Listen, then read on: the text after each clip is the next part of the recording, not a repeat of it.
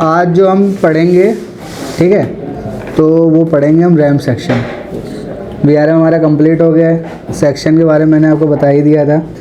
तो RAM section किस तरह से काम करता है और रैम सेक्शन से क्या क्या प्रॉब्लम आएंगी और किस तरह के सर्किट हमें रैम के मिलेंगे डेस्कटॉप के मदरबोर्ड में, उसके बारे में हम जानेंगे, ठीक है। तो सबसे पहले हम पढ़ते हैं आज रैम सेक्शन। रैम सेक्शन की मैंने आपको आइडेंटिफिकेशन बताई थी। तो ये रैम सेक्शन मैंने आइडेंटिफिकेशन आपको बता दी थी। रैम सेक्शन कहाँ होता है? रैम सेक्शन आपके रैम स्लॉट के पास में होता है। इस सेक्शन में मिनिमम 1 और मैक्सिमम 4 से 5 मॉसफेट लगे होते हैं और ज़्यादातर आपको 1 और 3 मॉसफेट वाला सर्किट मिलेगा, ठीक है। तो रैम सेक्शन को हमने आइडेंटिफाई कर लिया। अब ये सेक्शन कैसे काम करता है और ये कैसे रैम को सप्लाई देता है। तो देखो सिंपल सा ये सेक्शन है, ज़्यादा कोई हार्ड नहीं है। अगर आप इसको ट्रेस करोगे तो बहुत इजीली आपको मिल जाएगा। हमारा जो ATX पावर कनेक्टर होता है, ATX पावर कनेक्टर कहाँ पर है? ATX पावर कनेक्टर ये रहा, ठीक है। ATX पावर कनेक्टर की पिन नंबर 1 और 4 से सप्लाई रैम सेक्शन में इन होती है। 1 में आपकी 3 वोल्ट आती है और 4 में 5 वोल्ट आती है। तो हमें पता होना चाहिए 1 नंबर पिन कहाँ पे है। ये लाइन खिंची हुई है, ये 1 नंबर की पिन है, ठीक है। अगर ये लाइन नहीं है किसी मदरबोर्ड में तो हम कैसे आइडेंटिफाई करेंगे 1 नंबर की कौन सी है? सिंपल सा प्रोसेस है, मल्टीमीटर उठा लो, अगर लाइन नहीं खिंची है, ठीक है। कैसे आइडेंटिफाई करते हैं मैं आपको दिखाता हूँ। पिन नंबर 1 और आपकी 2 और ये वाली 13, ठीक है, ये तीनों 3.3 की होती है, यानी कि तीनों पिनें आपस में बीप करेंगी। तो ये रही पिन नंबर 1 और ये रही पिन नंबर 2 बीप कर रही है, और ये रही पिन नंबर 13। तो जिधर साइड की 2 पिनें बीप करेंगी तो एक ये रही, दूसरी ये रही, और जिधर की एक करेगी वो 13 नंबर हो जाएगी, ठीक है। इधर ऐसा करके देखोगे कुछ नहीं होगा, हो रहा है। तो अगर जिसमें लाइन नहीं दे रखी है तो आप इस तरह से भी आइडेंटिफाई कर सकते हो, लेकिन ये लाइन तो मस्ट है, होती है, ठीक है। बहुत सारे चाइनीज़ बोर्ड आते हैं जिनमें लाइन नहीं मिलेगी। तो सेक्शन कैसे होता है?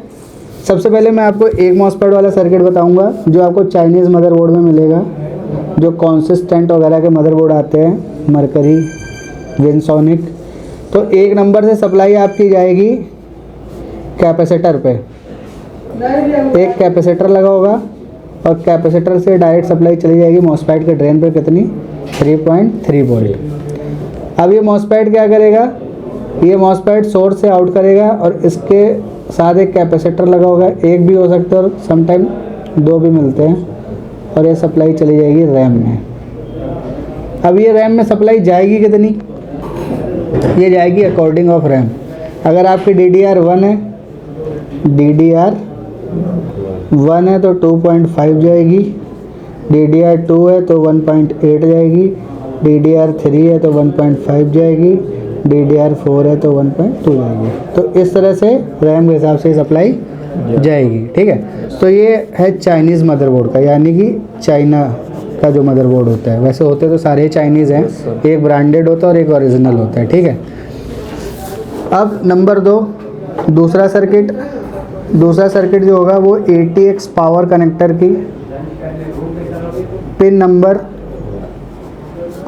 4 से जाएगा। कॉइल मिलेगी, इसमें कॉइल नहीं होगी, इसमें कॉइल मिलेगी, ठीक है।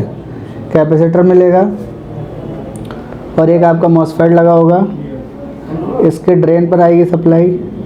अब इसमें क्या होगा? इसके नीचे एक सपोर्टिंग मॉसफेट लगा होगा, ठीक है। सपोर्टिंग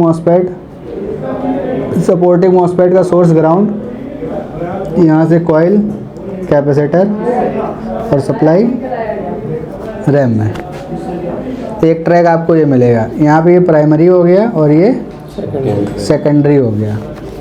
अब एक ट्रैक और मिलता है जो 3 मॉसफेट वाला होता है, ये बहुत मिलता है ट्रैक। इसमें क्या होता है? ATX पावर कनेक्टर की पिन नंबर 4 से इसमें क्या होएगा? एक मॉसफेट लगा होगा थोड़ा सा दूर, 2 मॉसफेट एक साथ लगे होंगे और एक मॉसफेट बिल्कुल अलग लगा होगा थोड़ी सी दूरी पे। तो जो दूरी पे मॉसफेट लगा होगा उसके डायरेक्ट सोर्स पे सप्लाई इन होती है। अब इसमें क्या हो गया, सोर्स से सप्लाई इन हो रही है और ये ड्रेन से आउट करेगा। फिर यहाँ पे एक कॉइल लगेगी, एक कैपेसिटर लगेगा और यही ट्रैक आपको मिलेंगे, इसके सिवा आपको और कोई ट्रैक नहीं मिलेगा। ये 3 ट्रैक बना दिए ना, 99% बोर्ड में यही ट्रैक आते हैं।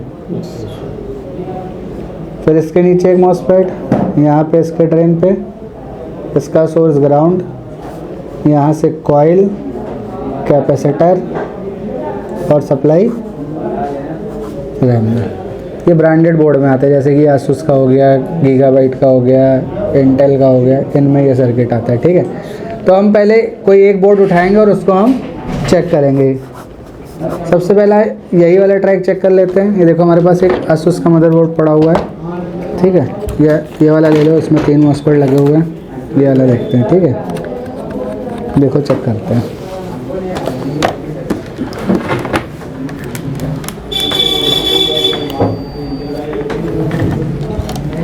एक, 2, 3, 4 मॉसफेट का सोर्स पे आया। Yes sir. सोर्स पे आ रहा है। yes, 2 एक साथ लगे, एक बिल्कुल अलग लगा हुआ है। yes, तो जो अलग लगा हुआ है उसके सोर्स पे सप्लाई इन होगी। अब ये ड्रेन से आउट करेगा, कॉइल कैपेसिटर लगेगा। yes, कॉइल कैपेसिटर लगा हुआ है, बिल्कुल सेम ट्रैक आपको मिलेगा।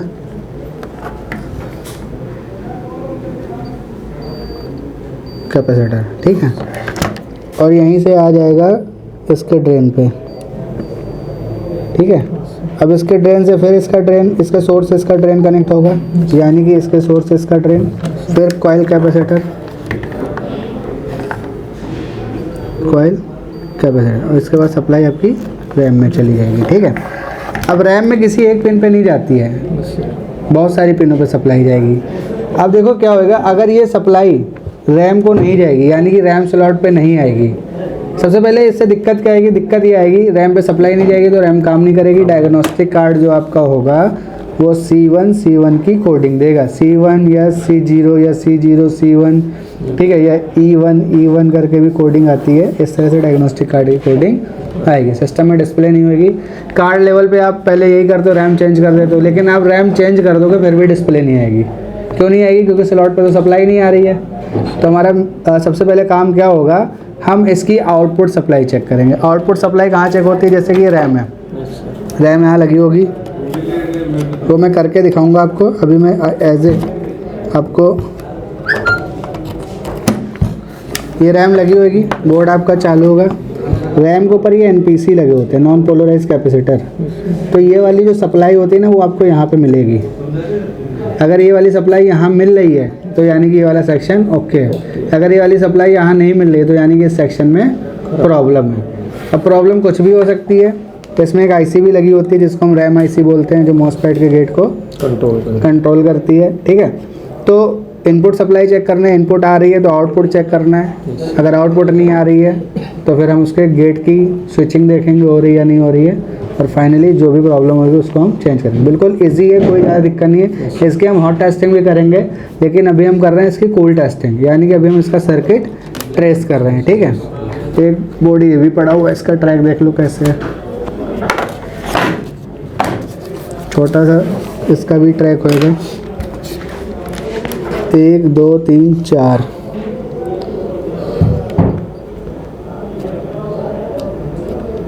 1 नंबर से जा रही है, 4 से नहीं आ रही ना, तो हम 1 से चेक कर लेंगे।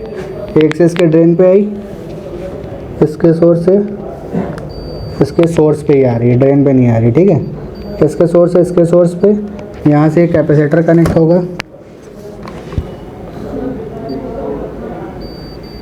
और कैपेसिटर से रैम स्लॉट में चली जाएगी। तो ये आपका 2 मॉसफेट वाला ट्रैक हो गया, इसमें 2 मॉसफेट और 2 कैपेसिटर लगे हुए हैं। ठीक है, जी सोनिक का मदरबोर्ड है, चाइनीज़ मदरबोर्ड है। ठीक है, इसमें जितना भी आपको चाइनीज़ बोर्ड मिलेगा ना, उसमें कंपोनेंट वो कम से कम लगाएंगे। अब जैसे कि इसके VRM सेक्शन में 6 मॉसफेट लगा के चला दिया, तो यही अगर आप कोई गीगाबाइट का मदरबोर्ड उठाते तो वहाँ 12 से 16 मॉसफेट मिलते हैं। तो चाइनीज़ बोर्ड है, बहुत इजीली रिपेयर होते हैं। ठीक है, बस आपको पता होना चाहिए कि दिक्कत कौन से सेक्शन से आ रही है, और आपको सर्किट प्रॉपर पता होना चाहिए कि इसमें सर्किट है कैसा, कैसे कैसे सप्लाई जा रही। तो अभी आपको क्या करना है, आपके पास ये 5-6 मदरबोर्ड पड़े हुए हैं, 4-5, इसमें आपको सबके सर्किट ट्रेस करने हैं अच्छे से, ठीक है। और किसी में कोई डाउट है तो आप मेरे से पूछोगे और फिर हम इसको बाद में सप्लाई से चेक करेंगे, सप्लाई डाल के चेक करेंगे कि मॉसफेट कैसे सप्लाई रेगुलेट कर रहे हैं, ठीक है। ओके, लग जाओ प्रैक्टिस करो।